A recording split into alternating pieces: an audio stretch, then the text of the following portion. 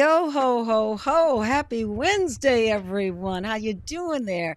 Facebook, YouTube, Instagram live like us. Live live live. So good to see everybody. What's up, Philip? How you doing, Ona? How you getting along? I'm getting along real good. I'm getting along real good. So nice to see you, honey. We missed you last week. It's always nice to have you when you are here, and I hope you've had a good week. It was insane. It was insane. I mean, I was not here for a good reason, Oh which is yeah. always the case. You And know, I um, told him. I was in Bloomington, Indiana, visiting my daughter Rachel and her people, and our guy Kevin Hodge, who's just fantastic. With his son Keller was there, and his family. His part of his family is his father Larry and Sarah, his sister, and Cole, I believe, yeah, Cole, his nephew. So we all played a charity golf event for the university because the universities, I don't know if people know about NIL. I'll explain real quick. Okay. NIL is name, image, and likeness, which is what the NCAA has allowed the players to receive the money from their name, their images, and their likenesses. The money goes to them. So it's a big shift in the NCAA practices. And so each university is given a portion of what the NCAA has for that war Mm. chest. And then you, if you're smart, will fundraise on your own to get more money so that you can now pay these athletes and get them to come to your school. It's a very different paradigm than before, and they really are professional athletes now, even though they're in college. Anyway, long story short, we did a charity golf event for their NIL war chest so that they could put more money into the war chest and get more good players, and it was just a blast, man. The weather was a little bit Mm. hot, but I've played in hot weather before. It was golf, and golf is beautiful always. I don't care what kind of course you're playing. It's beautiful, man. You're out there with the grass and the natures. And we were out there with two wonderful volleyball players, Carly and Cam Hayworth. Um, both of them belonged to the club that we were playing at, so they knew the club well. They knew the holes really well. We used their no local knowledge. We kind of cheated with that, but we didn't win. We didn't win. We didn't cheat enough to win, so it really doesn't matter. But they did have great course knowledge and hit the ball a ton. And oh, we had a blast. My buddy Mark Rubin went, and I want to thank him so much for coming out there and being a part of the situation and the festivities. I flew him in, and we hung out and ate and drank and laughed and played a little golf. That's wonderful, Phil. That's such a wonderful involvement you have with Rachel's school, and you guys are so Mm. present. That's so important. I know that just supports her so much. And I said the school where she is working. She's not going to school there. She's working there as a coach, volleyball coach, and you guys are there supporting her and the schools she coaches. That's great, honey.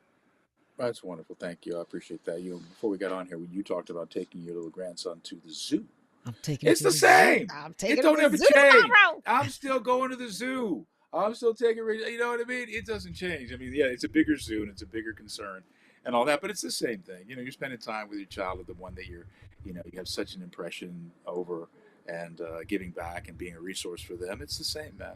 You're going to the zoo, and I keep going to the zoo. Right. Going to the zoo. I looked at the schedule to see what are they doing at 10 a.m. What are they doing at 11. I'm picking him up at daycare at 9 a.m. And we're going, first we're going to go get, because he loves bagels. So we're going to go get some bagels and sit there and have a little something to drink with apple. And I've got little snacks in my bag. I love this kid. He calls me Gigi Ma. Gigi, mom. Yeah, Gigi Ma, Gigi Ma. And we just have a great time. So yeah, I close my show on Sunday. Yeah, yeah. Talk to him about that. Yeah, I closed my show on Sunday, you guys. And so on Sunday, I was cool. I was cool. But come Tuesday, when I walked back into the theater and the set is gone, it was bare. I got teary eyed. And that feeling of accomplishment of something you've worked so hard at putting together, something you've birthed, and now it's on to the next thing. And so the writer and I took a picture in front of the empty stage and had a moment there, and then it was off for the rest of the day. And I called Phil because I was a little verklempt. I was a little Mm-hmm. aimless, and I wasn't sure if that would happen for me, but it did. It happens with everyone when you close a show. It's like, man, what am I? My time is now my own, and what I just put out, you regurgitate so much creativity into something. And so it was really,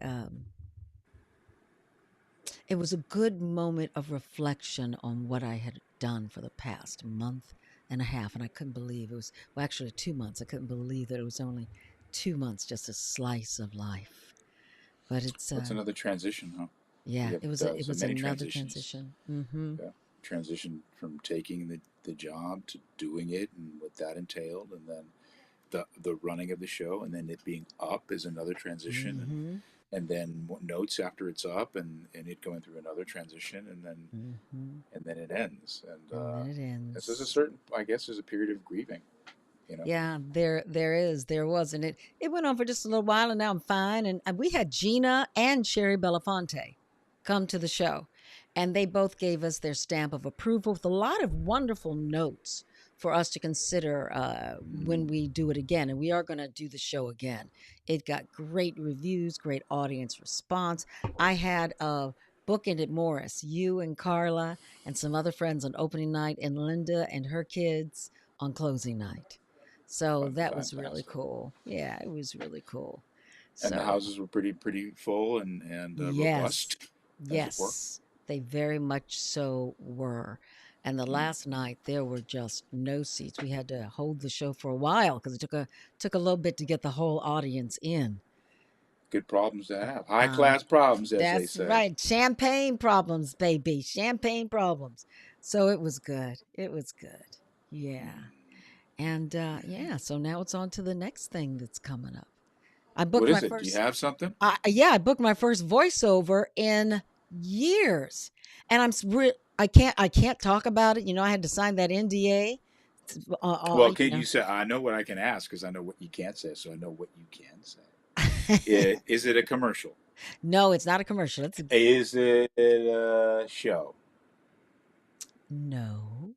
Is it a book? No. Is it a animated property? No. Okay, I know It's what it is. uh-huh, uh-huh, uh-huh, uh-huh. It's uh-huh, uh-huh. And I'm really excited about that. Congratulations. Thanks, because I just started auditioning again. I think that was my third audition, and I really Mm. needed this win to remind me of everything I am. You know, because I hadn't booked anything for a while, and then I had stopped for a couple of years because I was busy directing and working, Mm. and then when this happened, I was like, thank you, good, just confirmation. So it's been a good week. Um, did you do the audition at home? Because now we don't go back. We don't go into the office anymore for those Yeah. things. I did an Yeah. interview this week. It's so much happens. You asked me how the week was, and I forget a lot of the things because it's quite a lot. So I did an interview with a guy who's doing a book for based around the '90s, and he's quite a pretty illustrious author and has done a Mm. lot of Rolling Stone articles and has done some other books based on that. And so, of course, Seinfeld takes a great deal of the book up, and he was asking me about what it was like being a working actor in the '90s, and I said it was very different than it is now. Very different. Just take the audition process. Oh, Just going into an office and showing up, signing in, seeing the people who are there, having your copy ready. There's maybe there's a few different characters that they're auditioning. So there's some women and there's some some Asian men and some white men and some black men and and you're all in there together. And you probably, if you've been around a while, you know a lot of the people that are there, and there's a certain hmm, community that you have, and then you wait. I said it's very much like an athlete. You want your audition to reach its peak right at the time that the gun goes off, right when they say, "Iona, are you ready?" And you're like, "Yeah, yes, I'm ready." Um, and then you go in and you do your thing, and for most of us, and you can correct me if I'm wrong, but it's like Eminem, bros. One shot, do not miss your chance to blow because opportunity comes once in a lifetime. Like that's you have right. one chance. I That's was, right. at least that's what I put in front of me. Like this is it. Hmm. When they say, Hmm. "Are you ready?" and the reader's there and they run the camera, Mm-hmm. I'm like, I gotta hit it. I gotta Mm-hmm. nail this thing.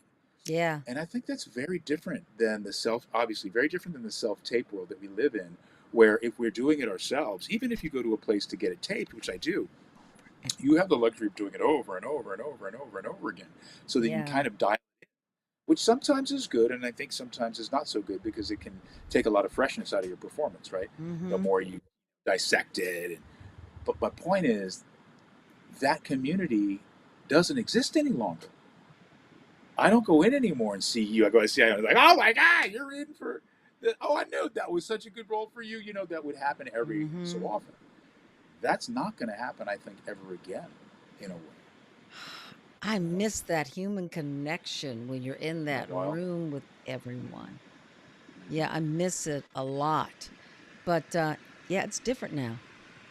I would It's see Richard Lawson, the guy that we had a couple of weeks ago on in rooms. A lot of the oh, I people that we've bet. had on, I've seen in various rooms throughout the years. Again, it was a great community. You knew if you were in that room and those people were there because they were so talented that, I got some talent, and, somebody like me, super egotistical, in this business, it's a good thing in those situations. Um, Know your worth, baby. That's called knowing your yeah, worth. I'm the choice. Whenever I walked in a room, I felt I'm the choice. And Hmm. there's a different feeling than when you put it on tape and you send it in, right?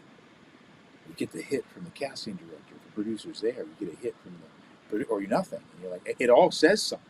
It all Right. means something. I really missed that process, as crazy as I think it was, and as challenging as sometimes it was. You never miss the water till the well runs dry. Yeah, I miss that too. I would like that much better. I'm I'm seeing a few people are telling me they're going in. When I was auditioning for actors for the play, I was having actors come in and they were stumbling. They were like, "I got to get my bearings together because I'm not used to being with the director. Hmm. I'm used to sending in something." So it took several actors a moment to really kind of get into the room with me.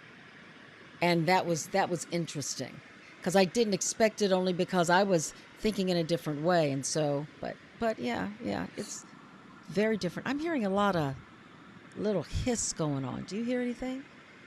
Nothing. Huh. I do not. I wonder if And there's it's nothing happening in my house. It's not. it's when I turn you down. Let me see. Huh. Interesting. Well, as long as everybody else is cool and you can hear us, I'm groovy. Are they hearing us? Because I'm not seeing any comments for a minute. Yeah, you don't see any comments? Well, I see them, but I haven't seen them for a minute after you said welcome all. Oh I yeah. have not. Hmm. I have Uh not seen anything. Hey, David Peterson, everybody who's there, if you hear us or see us, comment, let us know. Um, so Phil, yeah, we have an interesting title tonight. straight Own up. your shit Mm-hmm. that we talked about. Mm-hmm. Own your So, shit, handle your shit is the handle second your part shit. of it. She Mhm. hears the noise too, but we do too. Yeah. Go ahead and talk, Phil, for me. Hello, hello, hello, hello. Okay. When I There we turn go. down your mic, that's when I hear it. When I don't hear it. Okay. Right. Maybe it's the cooler on my computer, but other than that, the Okay. fan on my computer could be Yeah, that. that's what it sounds like. It sounds like a fan. Okay. As I'll long as turn you can down hear. my gain here a little bit. Maybe it'll turn it down, but you can hear my voice. Is that better? That's no, it didn't affect it, but everybody can still hear you, so all good, all good. I haven't Yeah. learned sign language that well, so we're gonna have to work with it. Yeah, we will. We'll work with just I can hear, but it doesn't drown you guys out. Good. Thanks. Hey there, Leslie Sides. Hey everybody. Hello. Yeah, own your shit. We talked about this. And actually Phil came up with the title. What were you thinking about, my love? Um, We both have things to say, but I want you to start out because you did think of that title. There's too much deflection in the world. I'll give you a story. Very good story. You all Personal know that I experience. drive up the mountain, and this is very, very recent. I drive up the mountain, Angeles Crest Highway. It's phenomenal. I love it. It's great. In fact, I just talked to one of the guys today, one of the older guys, and he was like, I haven't gone up very much because I'm not that thrilled with the crowd that goes up there these days. Whatever. I don't really look at it like that. However, when you are driving up the mountain, there are things that you should be watchful of. One is there are a lot of fast drivers and fast cars on that road. Whether you are fast or not, whether you have a fast car or not, there are other people who are fast drivers and have fast cars. Okay. They may run up on you behind you. There are several turnouts that go up and down the mountain road for any vehicle. If you are one of these vehicles that is holding traffic up or holding a faster car up, let's say it's a Ferrari, let's say, right? There's nothing to say it won't be, or a Porsche. Nothing to say it won't be. There's a lot of them up there. Etiquette says, pull over, let them go by. If you're fast and you want to test your speed and skill, follow them along and see if in fact you can stay up with them without crossing the yellow line and acting a fool. Okay? So that's kind of a unwritten rule. And if people come up on you, like I do it a lot. If people come up on me and I don't really feel like pushing that hard, I move over and let them go. Why not? Let them have their fun. So I was doing that the other Friday, and I came up upon a couple of cars, and they were really nice cars, and they were not pulling over. They could have, but they didn't. And I think they thought they were going fairly quick, but they were not compared to what I was able to do. And so one guy pulled over kind of like egregiously, and then I went behind his buddy. He didn't pull over the whole way up, the whole way up, the whole way up, the whole way up, the whole. Well, that was fun. Okay, so I get out of the car. I talk to my other friends who are up there. It's a great time. And I think, let me go see these guys and see if they are new, if they know the mountain, if they know the deal or not. Okay. So I walk over. As I'm walking over, I can see them. One guy's on the hood of his car smoking a cigarette, pointing at me, talking to his friend. Mm. So I walk over and they're immediately, you were following too close. And I said, listen, we all have fast cars. I was hoping that you might pull over, seeing that I was behind you going faster. We were going 70 miles an hour. I understand. However, there is a certain mountain etiquette. What etiquette? I said, you know what? You guys have a nice Ooh. day. Have a nice day. Enjoy yourself. Not a big deal. Not a problem. See you later. The guy says to me, I'll drive so fast, I'll make you sell your car. Oh, Which I don't even jeez. understand what that means. I don't even know Jeez. what that I don't even know what that means. Yeah, I'll make you sell your car? Oh, okay. So I say to him, look, I did not come over here aggressively. I came over. You came over to tell us to move over. I said, no, I did not. All right, anyway. I leave. He says that again to me. I'll drive so fast, make it so go. All right. I go and have my day. I do my little video. I even kind of mentioned it on the video. I don't know if I put this up or not, but I just had a thing going up the mountain with a couple of guys. I didn't mention what it was. So I stopped the video, and you guys will understand the story. This is about owning your shit, people. So I'm leaving, and I am reflecting on those moments with these guys. And I go, can't have it. I can't have that. So I see the guy who told me he was going to make me sell my car. And I walk over to him and I say, I'm sorry. I'm sorry I came over to you. I am not an innocuous energy. I come over to you. I have my arms out. I must have triggered something. I apologize. Not my business. He says to me, oh no, I've seen your videos. I know who you are. I don't know what got over me. I don't know why I said that to you. Man, can you forgive me? I'm so sorry. We should have pulled over. I said, hey, we had that moment, so we can have this moment right now. Say, you don't need it. I don't need it. Are we good?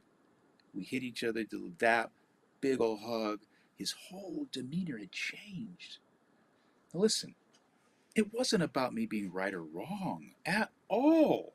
Who cares that I know the etiquette? Who cares that I'm a race school graduate? Who cares that I drive an exotic car? Who cares? Who cares about all that stuff? I had bad energy with this person. I had bad energy with him. And if you have bad energy, you're also in that quotient. You're in that configuration. It isn't just them. And I realized I would rather have the story I'm telling you guys right now than a story about this mama bubba and that jammy jam and whom it jam and I could have run over and I did blah blah blah. All that stuff would have been good drama, but bad reality. So I owned my Hmm. shit, and I owned it. And I said to myself, look, I don't want to have that energy around me. I don't want them to have it about me. I'm going to go over. They may never come over. It's not, that doesn't matter. I know this. I cannot unknow this. I'm owning it. As innocuous as that is. And it's not really if you think about it, because we're driving pretty quickly and you can hurt somebody up there. And I don't need them driving angry or looking for me to try to drive me off the road, which is, I mean, we're human beings. It freaking happens. What I wanted was exactly what I'm telling you. I wanted the sense of peace that I could only give myself by understanding myself. Come on, Phil. I didn't know them. So it wasn't about that. It's about understanding myself and knowing that no, it was not a neutral thing. I am a physical African American. I have a lot of energy. I speak with a great authority. And so, yeah, there's energy that they were receiving from me that obviously did not sit well with them. And I want to be the captain of my ship. I want to be the answer. I want to be the light. And that's what I'm talking about with own your shit. And then the other part of it is handle your shit. Don't just own it and you get the lesson. Share that shit with these people. I had to share it with this man. It's not just that I was wrong and I tell you guys the story and I got it. And oh, I don't know his name. I don't know his name to this day, honestly.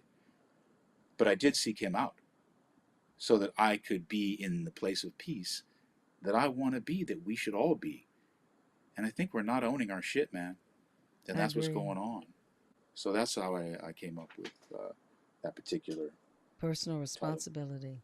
I love that, Phil, because though it was about just cars driving up a mountain, it's so much more than just that. Who knows what a day he had, or what's the next event that happens for either one of you when something's much bigger than this, and the response will be different. I love that. I totally get that. I think that right now there are too many people who are not owning their shit, who are not taking personal responsibility, pointing the finger too often out to others, um, blaming them for how their day is going, how they're feeling, for any number of things. And it turns into great, like you said, fodder and conversation with people and complaining. But why stay in that place? You don't have to. And it's always up to us to confront the issue. And I think you did that quite well. Quite well. K9 Thank says you. here, Thank you. it makes me ponder though, if he hadn't recognized you, Philly, he would have kept up that negative energy. I think he knew who I was when I walked up, quite honestly. He said I he think did, he was yeah. just, yeah, I think he was full of, he threw I'm a race car guy, I'm a teacher, I do this and that. And I was like, well, if you're that guy, then why didn't you pull over? You know what I mean? It In my is head. etiquette. You're just kind of outing yourself. Kulush, I think it's more a sense of entitlement. I'm righteous in my anger and indignation, Mm-hmm. and rationale doesn't factor in. It's ego. My buddy Andy Hill and I were talking about it earlier. He visited me today. Iona and I were talking about it. Andy Hill was the ex-president of CBS Productions. He also was um, a team member of some of John Wooden's most historic basketball teams. So, and he was also a disciple of John Wooden and toured the country, kind of preaching the gospel of John Wooden and the Pyramid of Success, which is brilliant. We were talking about this today, and in a way, it's the way our show is, right? It's why we do it. It's why I guess you guys listen in. We're trying our best to accept a reality that is challenging at times, and we need fellowship, and we need objective thought to share with each other, to come to moments of understanding that we didn't know prior, or we would not be in this situation. If we knew these, we wouldn't be in it, right? But we're in a situation. And so sometimes it takes that examination and that understanding, that willingness, that Mm. sensitivity. the safe space to find answers to some of these very difficult questions. Um, and most of the questions stem from our own inner selves, right? What we're trying to figure out. And if Andy and I were talking about this today, and we'll talk about it more tonight, if we were all to take on that responsibility and have that integrity, personal integrity, that does the diagnosis that I just talked about in the most extreme of ways and the most innocuous of ways, um, we wouldn't have the issues that we have. Totally agree with you. Totally agree with you. Our ego gets in the way of needing to be right, needing Mm-hmm. to be the one who's head of the table. And so often we're missing having a real dialogue with someone where we can look at ourselves and go, maybe I approached you in a way that was not cool, or maybe I said something that, like you said, that might have triggered and I didn't know. And so my apologies. That goes a long way and opens the door for conversation about what you're talking about. It takes you to a whole other level. That's a higher vibration of conversation than, fuck you, man, you're coming up the hill and you should have, blah, blah. My best teacher, as I mentioned a lot of times, is being married to my husband. It's the best relationship I have, and that I've been in my life, because number one, we're together just about every single day. And what happens in communication is he's taught me on how to communicate better, even with him. It's helped me with others. I can think of arguments we would have we don't have now. We don't have those arguments because it's not, they're either very small and they're not important. And why not me look at, well, wait a minute, how am I taking something? Is it really about what he said, Mm-hmm. Mm-hmm. or is my Mm-hmm. filter hearing something that he didn't say? And That's there are wild. several times when That's I've come wild. to him Yeah. and gone, "Hey baby, I'm sorry. This is what I thought. And maybe I was wrong about that, but I'm sorry for the way I reacted." And then his face relaxes, his Mm-hmm. energy relaxes. Iona, that dude's face. Now remember, he's smoking a cigarette, pointing at me when I walked over initially. That brother was so exactly what you said. The face, the tension was gone. Mm-hmm. He was almost like, thank God you came over to talk to me. I Mm-hmm. didn't know I needed this. You know what I mean? Mm-hmm. And, Yes. and good for you, Iona, for seeing yourself through his eyes, Munyango's eyes. That's hard, man. That's selflessness. Truly, Mm-hmm. truly. That's It, it not easy to do. it's so rewarding, Phil. Thank you for that. And Coach, something makes me think about something you said, baby. When you said that if he hadn't seen the videos, could he have reacted to you because he'd seen you on the videos? And I know what you mean. It's like, oh, he knows you're a celebrity, so maybe that's why he's responding. Um, who knows? But with that man, but let me tell you, that's not necessarily true with everyone in life. Normal people aren't on television. How are we going to communicate with each other? That just you coming over as a human being to throw yourself on the sword, throw your own shit out there of how maybe you could have done something differently and better in that moment. That allows people to open up and feel safe to go to a vulnerable place and surrender in their lives. So don't think that only because someone sees you on a television show, or I watch your videos on Instagram, that that person is the only person who's going to get a response like that from someone. And it is up to us to make that first move. Have you, Phil, talked to people and they go, "Oh no, they got to call me first before I do X, Y, and Z." Well, then, where where is the healing? Where's the possibility of a healing or an understanding coming if we don't make the first move? True. If you want to heal, you can't have conditions anyway. Right. If you want to heal, you have to release. You know, Coach is a good example. He started working out again, and some of this frustration that we all feel comes from the sedentary life that we lead. comes from our thoughts being stew. They stew within us. And I know when I'm Mm. feeling the worst, I haven't been working out, I haven't been moving, I haven't been pushing my body and challenging my physical self, my organism, so that it sits and it settles and it festers. And whether that's your physicality, your food, your drink, or your thoughts and your mind, your spirituality. Um, are we a little?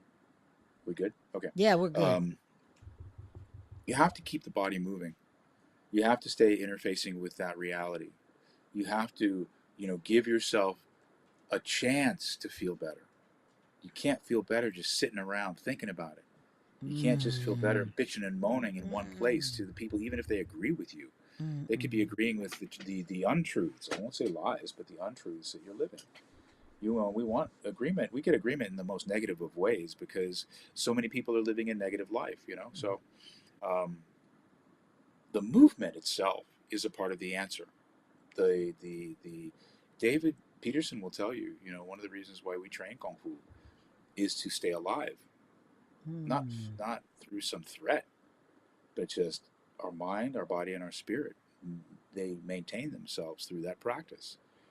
And so I encourage all of you, as we always do, to find a practice, Yes, to find so to find a important. way for yourself. Find a way for yourself, and allow that to assist you during these moments that you just don't know what the heck, you know. Um, and it will allow you to release other people, which then will allow you to own your own shit because you won't be blaming those people. You won't be pointing fingers. You'll hold the mirror up to yourself and go, "Oh, yeah, oh, I get it. It was always me. It was Uh, always me." right, right. It always was, always is. Ina says owning your shit means being authentic, taking responsibility, and being in control. It's a mindset that promotes growth, resilience, self awareness, vulnerability, and helps you shape your life. That is so true, man. So true. I was talking to a friend of mine today, dear, dear, dear friend, and she has some medical issues. I mean, she's a vibrant, fabulous woman, but she's got some issues and medically. And things are a little rough right now. She's got a lot of things on her plate, and she's calling me. And I mean, one of my best friends. Oh, I own it. I'm just so busy, and it's been crazy. We got to get together, and I'm just really stressed right now. Really stressed. I says, "How's your health?" She said, "Well, X, Y, and Z have been coming up," and I went, "That's stress. Stress is a killer." So what is it? And that's not something you can catch like a cold. So, what is it that's happening that you can't take a clear look at and deal with in an honest way so that you're not going to be in this stressful space? That's owning your shit too. That's owning who you are. Who am I? What how do I need to organize my life? And it changes, right? Because so many things happen. So I'm not saying you're stuck on something. But with certain projects she has going on, how do you organize so you can do them effectively and not make yourself sick at the same time? And they're ever changing and evolving. It don't stay just because you made a Exactly. decision and a choice doesn't mean it stays the same. You have to Exactly. continue to be fluid and evolve. And Ina brings up a lot of good points. I really appreciate what she's saying here. The I'm gonna bring self-awareness, it back to you. the vulnerable. I got it. The I vulnerability. I know. got it. The vulnerability part of it. That's Mm-hmm. what people are not willing to engage in. Mm-mm. Being vulnerable. Life, love is risk. You risk life to live it fully. You risk love to love willingly and openly. It's a risk. So you have to be vulnerable in order to reach the highest levels of your life and your love. And if you're not willing to risk, what kind of life are you living?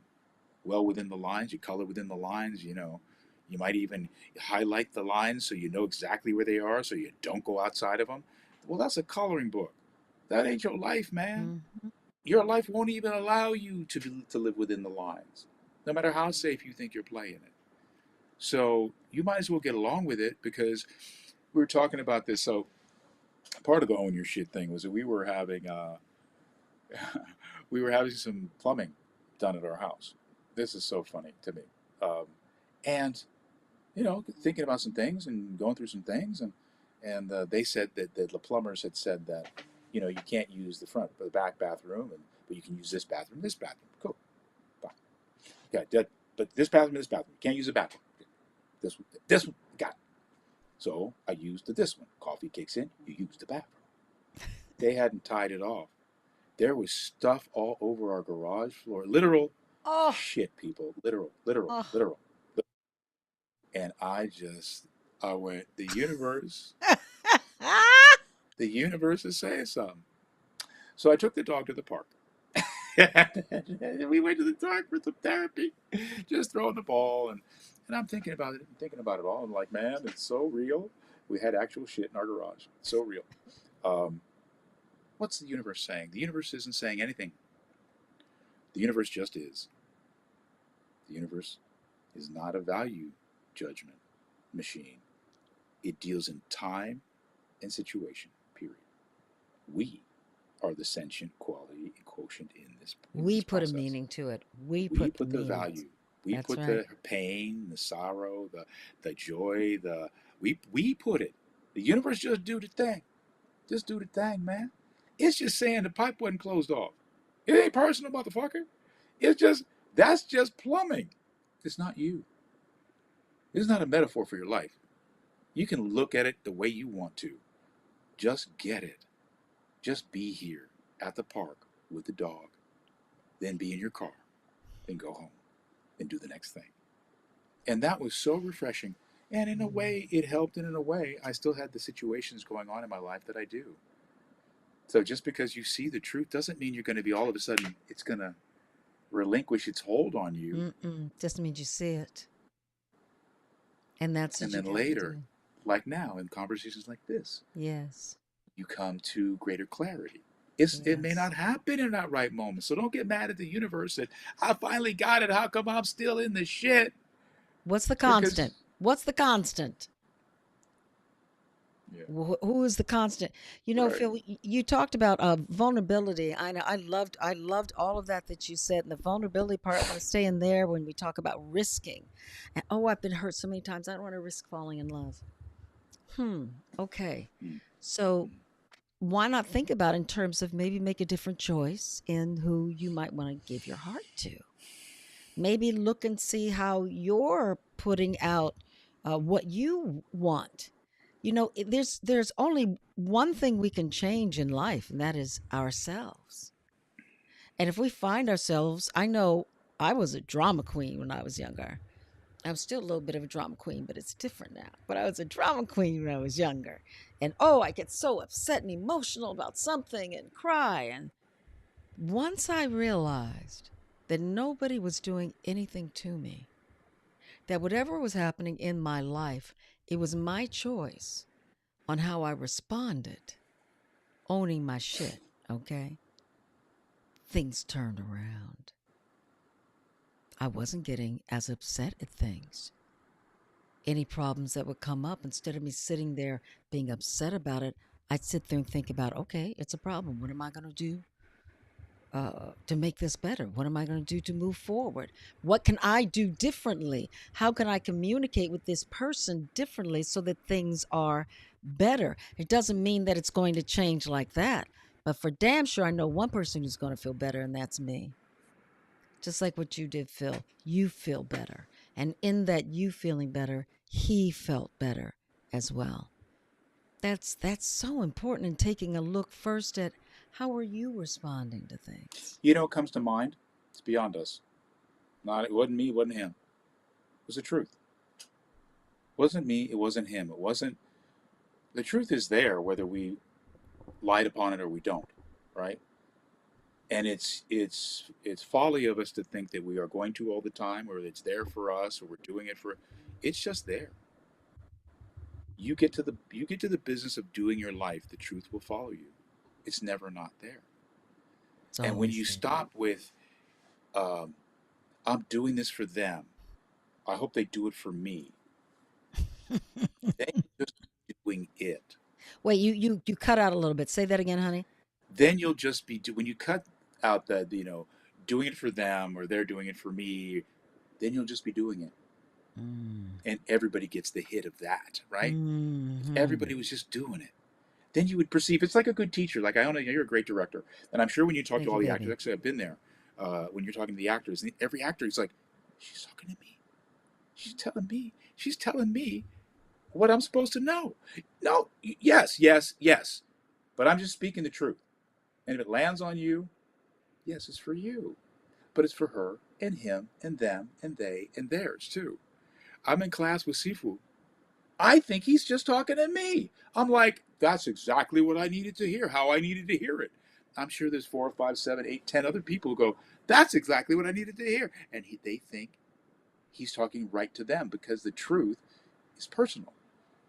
It cuts through your bullshit. And when someone brings you the truth, you think that they're tailoring that truth to you. That's okay. It isn't true, but that's good, you know? So you feel the value of it in a very special way. But when my point is, when we light upon it, that truth, everybody feels like they're special. Mm-hmm. Everybody feels like they're being Mm-hmm. heard, they're being considered. Because there's something in there for everyone to get if you will reach out and grab it. And for a moment, put your shit aside and open up to it. I think the greatest thing we can do is saying, I'm sorry. The greatest thing we can do is going, wow, maybe I was a little angry here and I didn't need to be that way. I think I told you guys about, I know I did many years ago. I was coming to Cunningham, Escott, and Depini. That's an old way of their name. And I was going to park Our agency, by the way, people who our don't know the yeah, industry, that's our agency. voiceover agency. Or Yeah. was hers, is still mine. And I was going to parallel park, and some women rolled up too close to me, and she jumped out of her car and she's screaming at me, and I'm screaming at her. I mean, I couldn't believe she's doing this. It's a 1 lane highway. Just let me park. And it's so hard to find parking there. And we're screaming and hollering, and then I look and I see her daughter in the car. She has to be like 8 or 9. Iona, what are you doing? What are you doing? Am I right that she's being an asshole right now? Yeah, but what does no? What does that matter? And what's going on with me that I would go to such a place to start screaming and hollering at her? Go around the corner, parking space isn't there. I pull over and I have a conversation with myself. What is in the underlining of me upsetting me that I would jump and start screaming about a parking space? It, beautiful LA sunny day. And I took a moment and she's of course gone and on her way, but I took a moment, closed my eyes, and I said a prayer to her and the universe, thanking the universe for that opportunity because it let me see that I let someone get under my skin because evidently there's something going on. So I need to take a look at my shit and see what's really bothering me that someone can trigger me. And I always think when things like that happen, that's the little thing. But there's something bigger coming along that I need this lesson right now so I can be prepared to act differently. And it's never failed me that something then will happen. And I'll go, oh boy, okay.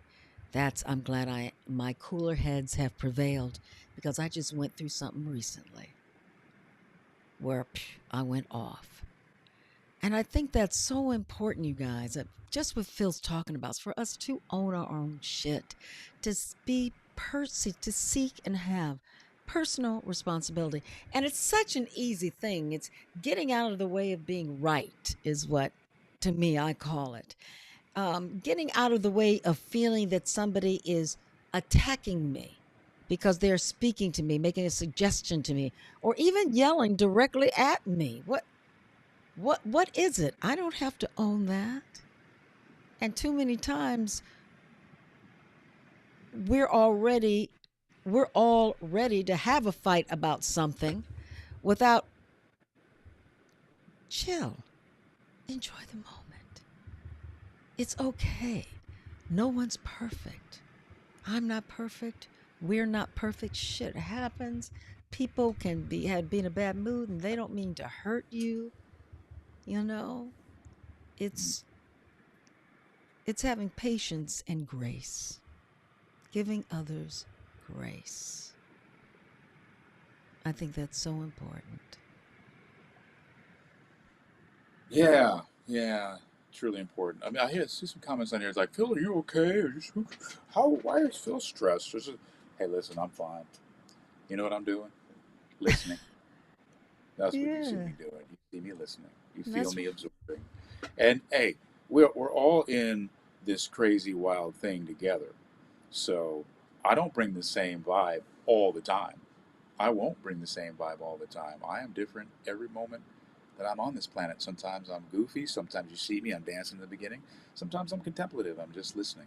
All those things are brilliant, they're beautiful. And I share them with you. So I appreciate your concern. I really do. And however you're couching what you're getting from me, but I'm really good, and things are good in my life. Maybe what you're feeling is I'm considering my life in a completely different way. I see myself as a resource. I don't see myself as any one thing. mm, As an actor, mm. as a father, as a husband, I see myself as a human, and I'm You're a finding new full human realities. being. Yeah, new realities all the time, and so I'm being humbled by those lessons. And I think maybe that's what you're hearing and seeing in me. I have a sense of contemplation that's a little bit different, reflection that's a little different than has been in my prior chapters in life. I was going to say in my youth, but no, just recently. This is new. This is special. This is quiet. This is um, present in a way that I don't think Mm. I've been. I have been a presentational human. We're artists, we're actors. We have a sense of ourselves that we want to present to the world, a certain face, voice, carry that we have, bearing. I'm less concerned with any of that. I'm more concerned with being honest and truthful and real with myself. You Authentic know, in who you are, yeah. which is multi-layered. We're all multi-layered. We're not one thing every day. I'm trying to own my shit. Ah! And the shit changes daily and sometimes hourly, y'all. Philly, you've spoken about training for life. How do we get this concept across to those who are built to be chaotic? Mm. Mm. um, I live by that. I live that example. That's what I do. When you see the videos of me dancing, that's what that's about. It's to here's the weird part of that. I'm working my butt off when I'm working out. When you see those videos, I am busting my ass. But that's not what you see. What you see is the joy. You see that little moment of spirituality that is the reason I'm working out. I'm not working out just to get big muscles and look beautiful. I'm looking, I want to be beautiful in my spirit. That's the training. That's why we Mhm. do this show. We're not trying to be the smartest people in the room. We just want to have beautiful spirits that we bring to you and that you bring beautiful spirits to us. It's the same. So if we can get across to people that the training isn't what we traditionally think of training as, it's to beautify your spirit, to get yourself up and live lightly and enjoy this, whatever you're going through. There's a reason. Who do you want to be? We talk about it all the time. Come on now.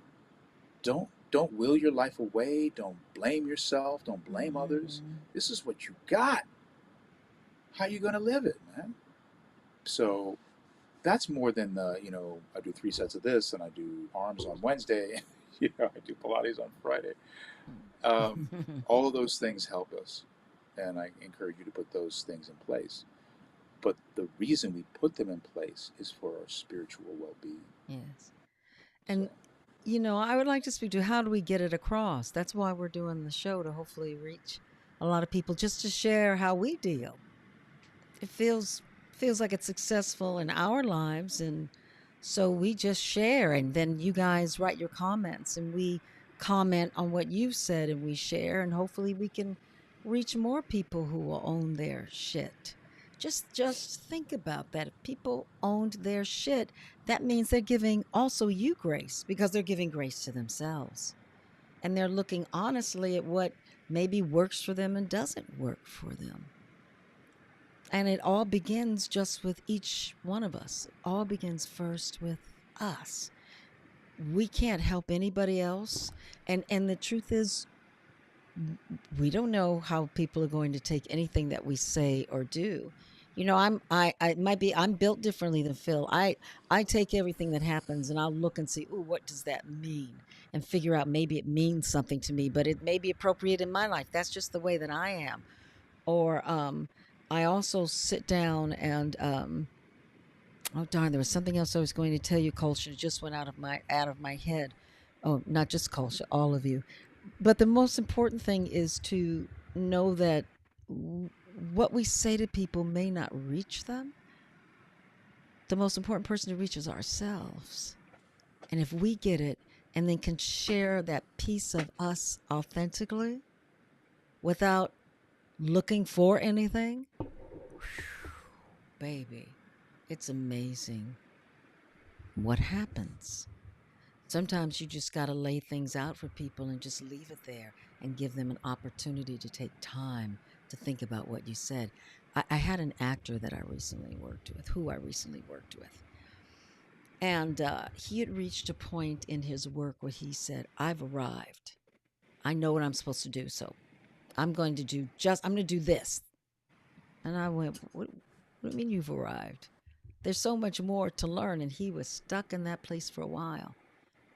So I sent him a note because I said he could read this over and over again.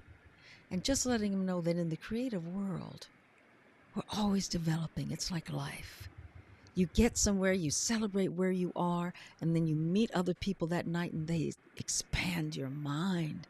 But if you stay in one place and you're stuck, how can you be open to what the universe has to offer? Or open to that person you bump into on the street you haven't seen in a while who just says something, or even the drunk. I don't know if you guys have had it, but I have. A drunk will just blurt out something to you in that moment that's just what I needed to hear.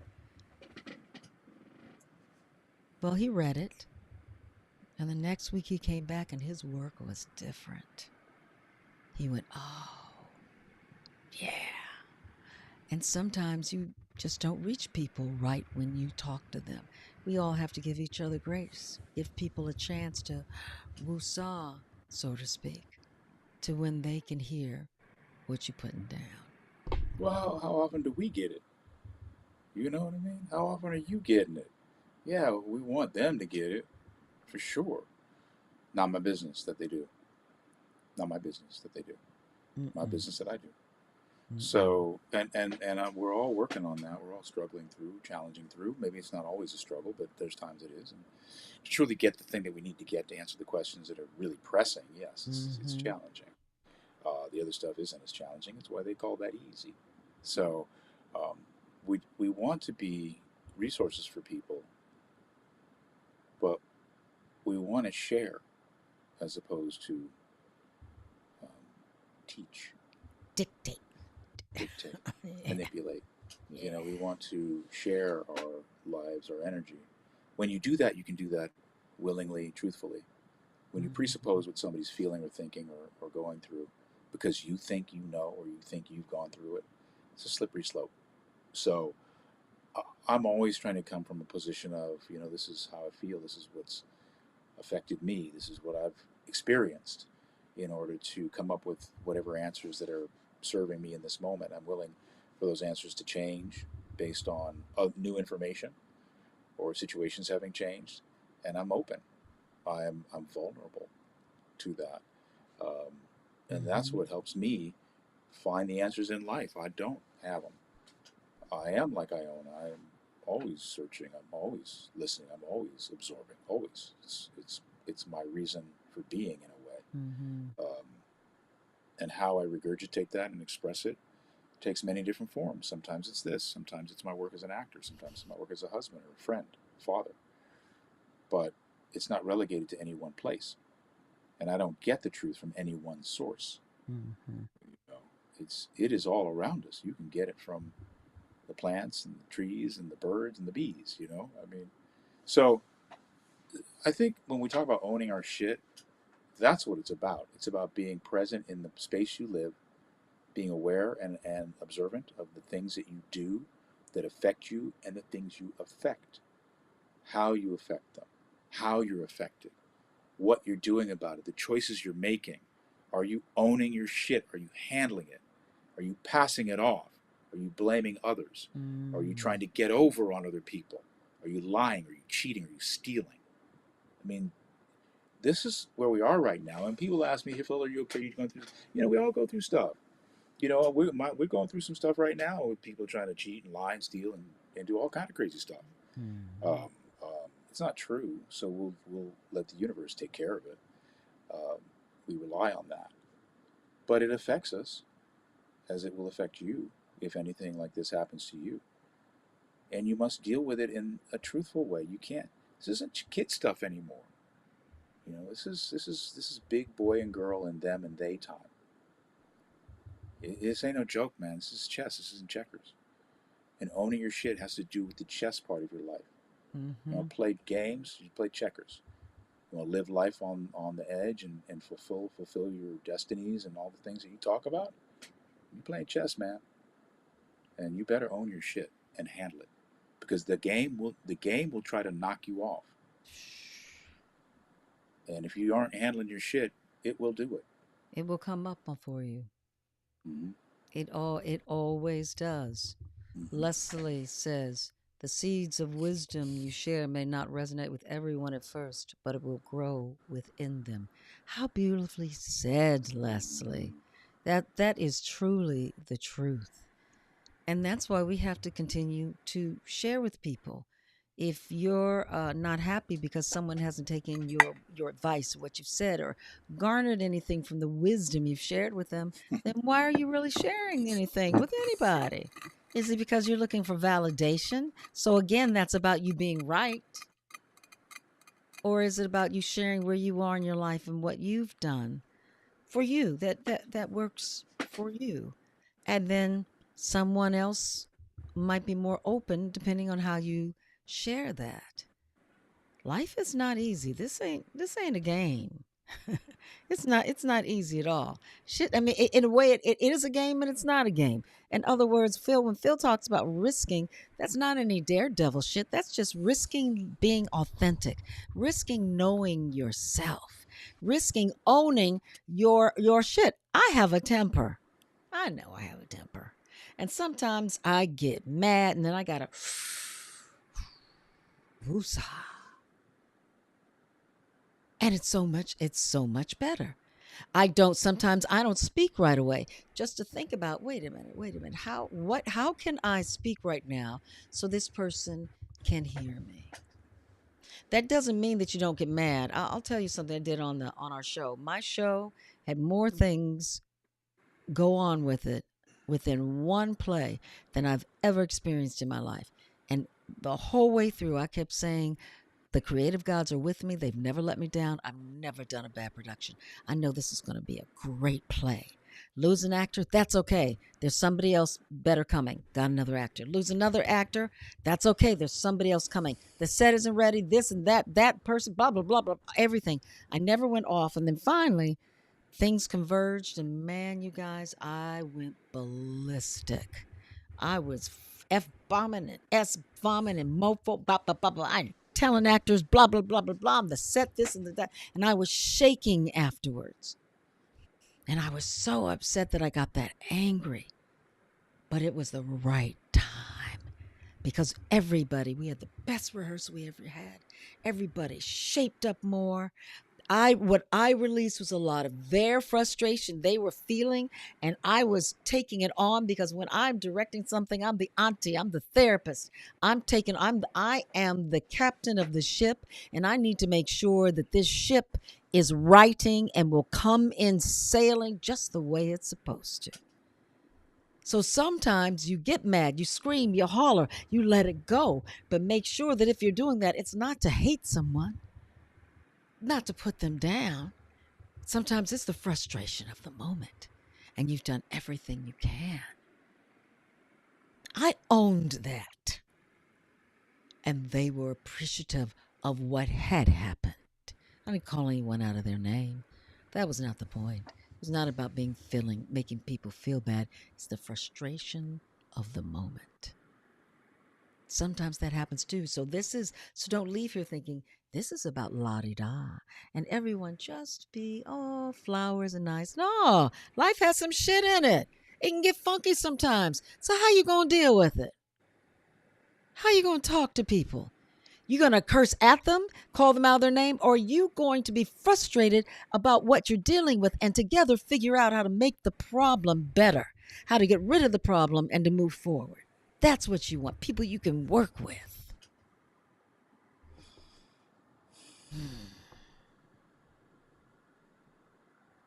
Quentin says, I'm always learning, like a sponge, always absorbing knowledge. Yes, Quentin, we all are. It's so important. David Peterson from Malaysia, to paraphrase the great ancient philosopher Confucius, you may live a long life and learn all your life, but you can never learn everything or master everything. That's so important to know. It takes the pressure off of, I need to be perfect. Perfect is a beautiful word, but it does not exist in life. Perfectly imperfect. That's all of us.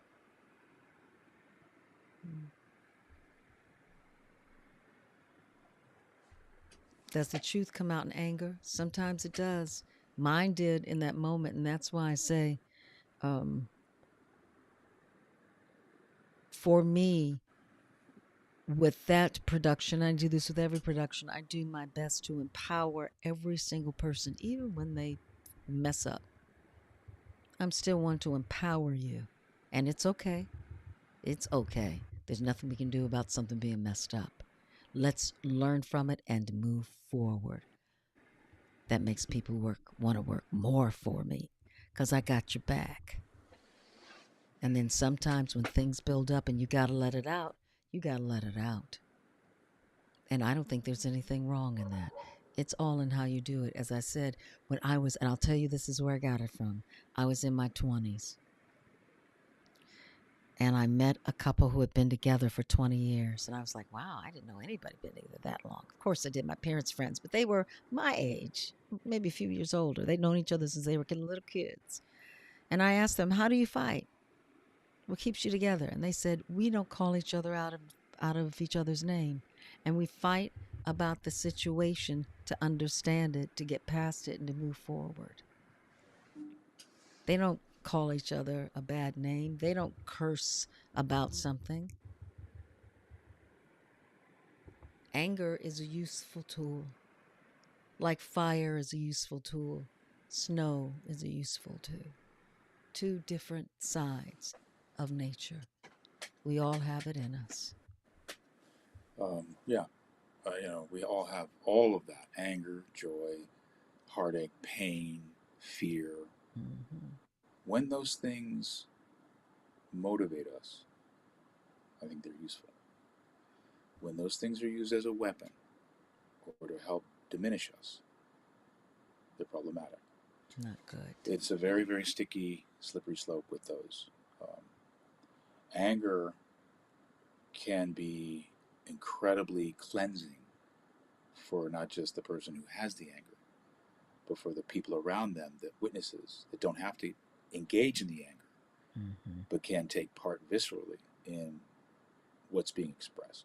Mm-hmm. So I think that's valuable. I think fear, when it creates a survival mechanism in you, a way to survive the moment as opposed to prolong the moment, it can be valuable. Unmitigated joy, where it brings you to another level of beatification, which means Christ-like.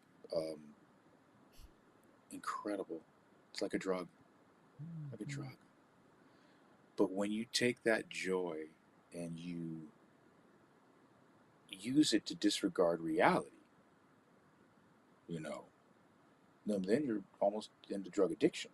You know what I'm saying? Mm-hmm. That's where sex can be a drug, and those things, gambling can be a drug. Those things can be addictions, because people get so much pleasure or joy out of winning money, or pleasure, joy out of having sex, or pleasure, joy out of.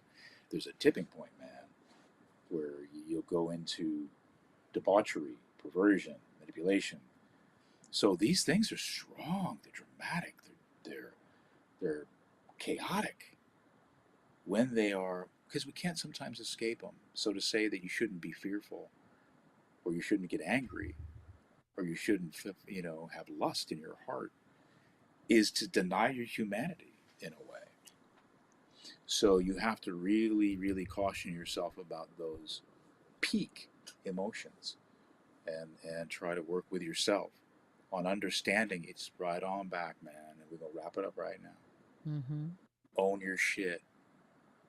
Own your anger. Own your joy. Own it. Find your way to enlightening yourself.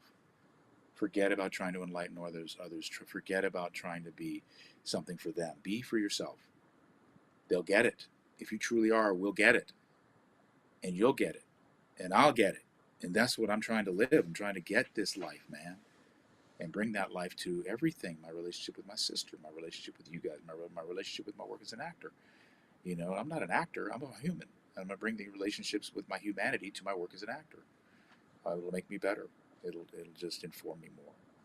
So that's where I want to live. These are my final words tonight. This is what I want to start working on in my life, is the clarity, owning my own shit, really doing the deep dive on myself as I do, to find out the answers in me and live those answers, and that will be the reflection for others.